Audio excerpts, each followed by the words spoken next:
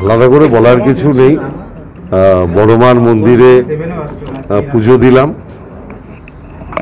আমার জীবনের প্রত্যেকটা পরীক্ষার আগেই আমি বড়মার মন্দিরে পুজো দিই, দিয়ে বললাম যে আমাকে আশীর্বাদ করো যাতে ব্যারাকপুরের মানুষের পাশে থাকতে পারে। পরীক্ষা হিসেবে ধরছেন না না, আমি বলছি সব কিছুই পরীক্ষা। একটা নির্বাচন মানে তো একটা পরীক্ষা, সব কিছুতেই এটা নির্ভর করে। আমি বিধানসভায় দাঁড়িয়েছি, সেটাও আমার পরীক্ষা ছিল। লোকসভায় দাঁড়িয়েছি, এটাও পরীক্ষা। মানুষ আমাকে কত নম্বর দেবে সেটা তো আমায় দেখতে হবে। মানুষের উপরেই তো সব নির্ভর করে। আমি মানুষের উপরে আস্থাশীল। বিজেপি প্রার্থী বলছেন অসুর বিনাশের জন্য আজকে আমি পুজো দিয়ে মনোনয়নপত্র জমা দিতে যাচ্ছি। আমি তো ওনার কথা বলতে পারবো না, তবে আমি কারোর বিনাশ চাইনি। আমি ব্যারাকপুরের মানুষের সার্বিক মঙ্গল কামনা করেছি। নমিনেশন কিভাবে দেবেন পরিকল্পনা করছেন? যেমন আপনার বিরোধী দল প্রায় শতাধিক গাড়ি নিয়ে নমিনেশন দিতে গেছে। আমি জানি না, আমার সমর্থকদের মধ্যে উদ্দীপনা আছে।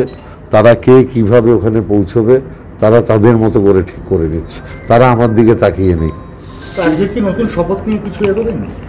ব্যারাকপুরের মানুষের সার্বিক মঙ্গল এবং মমতা ব্যানার্জির উন্নয়নকে ব্যারাকপুরের সমস্ত জায়গায় পৌঁছে দেওয়া। এই যে জলের বোতলে আপনার প্রচার এবং ট্রেনে উঠে আপনি প্রচার করেন, কতটা মানুষের কাছ থেকে সাড়া পাচ্ছেন মনে হয়?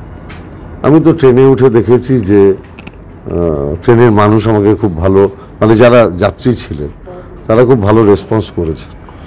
আমি এইটুকু অন্তত বলতে পারি, ব্যারাকপুরের মানুষ এটুকু অন্তত বুঝতে পেরেছে যে এই ছেলেটা আগে কোনোদিন লোকসভায় কাজের সুযোগ পায়নি।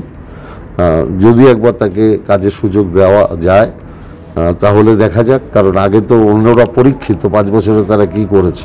আমি তো পরীক্ষিত নই। তা ব্যারাকপুরের মানুষ হয়তো এবার আমাকে সুযোগ দেবে। আমি সেটাই বলছি, আমাকে একবার সুযোগ দেওয়া হোক। আমি মানুষের উপরে আস্থাশীল। বড়মার কাছে কি মঙ্গল কামনা করবেন? ব্যারাকপুরের মানুষের মঙ্গল কামনা করেছি, তার মধ্যে অর্জুন সিংও আছে।